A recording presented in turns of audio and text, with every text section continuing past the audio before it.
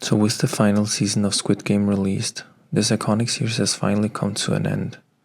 It has been 4 years since a Korean Netflix original drama has hit the scene and shook up the world.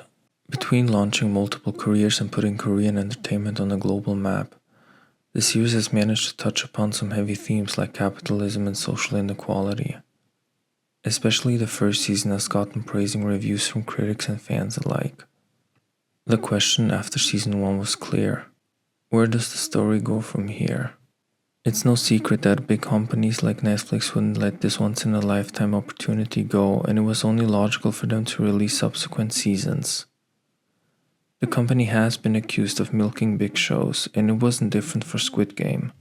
However, some further plot lines were definitely hinted at throughout season 1, and there was room for a continuation. And while a lot of arcs did conclude at the end of season 1, there were still questions left unanswered. This video won't go into very much detail about the characters, their arcs, or the ending specifically.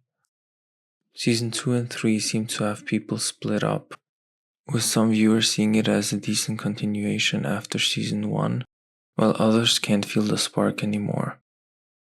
I'm more so interested in a structural analysis of the show and the question of how you truly milk a series. The right way, that is. Because having a season that popular like the first one may seem like a great problem to have, but it's still hard to follow up on that.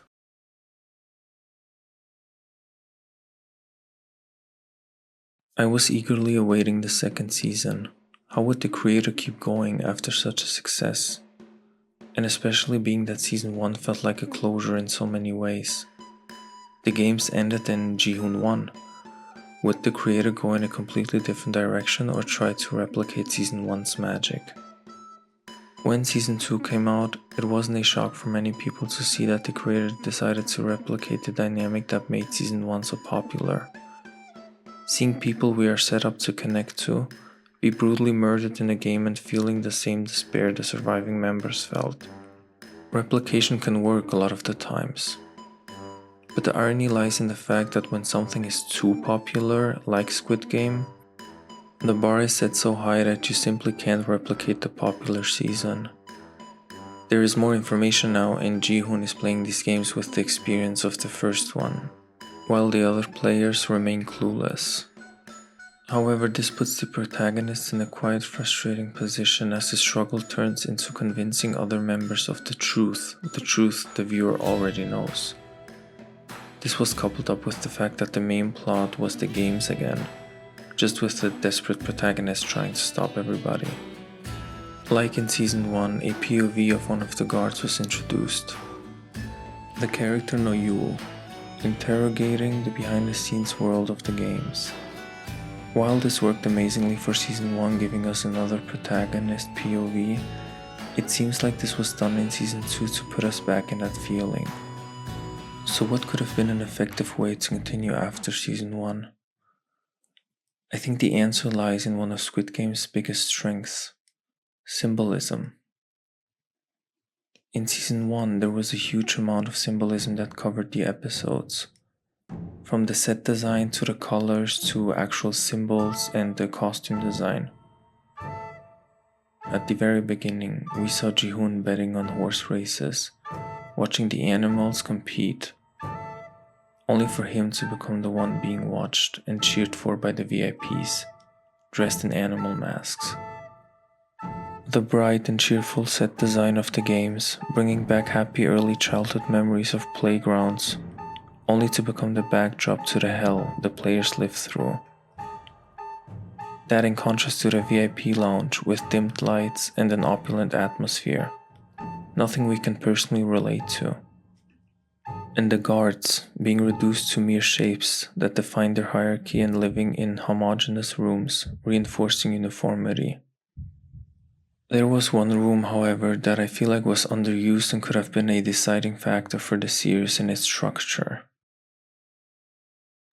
The staircase. With this central area that connects all the rooms, it's the place where the workers are controlling the games, where the first revolution happens, and it's the path to potential death every day. This is the most defining room in Squid Game, even the intro with the title being shown in front of this area. These stairs are painted in 3 different colors: pink, teal, and yellow, with the blue filter, of course, on top. These 3 colors symbolize the Western and Korean concept of color study, with red, blue, and yellow as the center of all colors. In the show, 3 entities were driving the narrative. Group 1 being the players, Group 2 the guards, and Group 3 the VIPs. All of these have a specific hierarchy within the story, with the players being at the bottom, completely submitted to the will of the guards. In the middle we have the guards, who can yield some power, but ultimately are workers for the elite. And at the very top, we have the VIPs, sitting back and enjoying the show. There's also a hierarchy between the workers, symbolized by the shapes on their masks. The association of the different shapes again reinforcing the series' 3 groups, with the circle being the workers, the lowest tier. They have to clean or remove the dead bodies, being in close contact with eliminated players, seeing the consequences of this game close up. The so-called soldiers with triangle symbols acting as enforcers, maintaining order and dealing with rule violations. These are the most shown in the story. And lastly, the managers, guards with a square symbol, overseeing the overall operations and managing other guards, directly connecting to the VIP's wishes and trying to appease them. The 3 big groups of the show are also color-coded in the likes of the staircase. The players wearing teal-colored tracksuits from the 70s, emulating school EP uniforms. The guards with their bright pink-red suits, reinforcing red's association with aggression and anxiety. And the VIPs donning golden masks as a nod to the Rothschild Surrealist Ball in 1972. They symbolize the elite, vanity, and wealth itself. While Season 1 was self-contained with a clear beginning and an end, and the character arcs concluded, Season 2 and 3 felt like one bigger piece, with Season 2 ending on a cliffhanger and the 2 parts following the same storylines, just broken up. As seen in Season 1, it was Ji-hoon, a player who was the point of view character. The season mostly centered around the plight of the players, with a side storyline for Junho going undercover and some occasional glimpses into the world of the VIPs. A possibility for the second season was to shift the focus to the storyline of the spy Junho and completely concentrating on him and his mission to find a hidden island, with that making him the POV characters for the second season, similar to how Ji-hoon was for the first one. This would add one more angle to the story and therefore exploring the second red entity, the guards. This could be seen as a bold choice, considering it would also be a shift in TV genre, going from a survival thriller to a treasure hunt.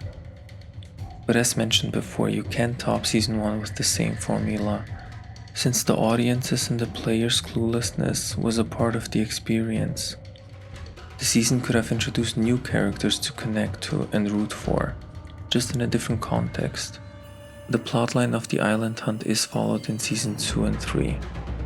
However, not only were there too many characters involved, but the actual revealing moment seemed very anticlimactic. Finding the island and lifting the secret of the games was Junho's main purpose, and this should have been his big revealing moment.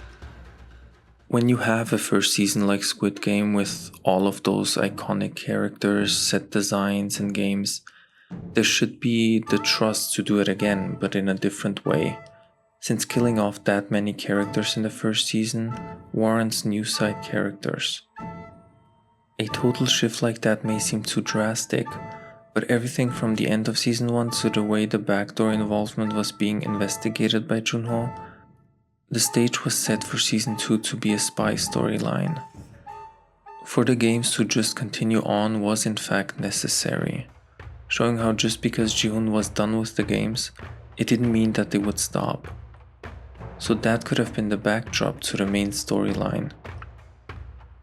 Having Junho look for the island and Neul being undercover, these two could have been the two leading forces for Season 2, with Neul taking a smaller role. She would be confronted with how the system of the guards work in closer detail and what they have to deal with. Her and Junho could have worked together for destruction from the inside in order to stop the games.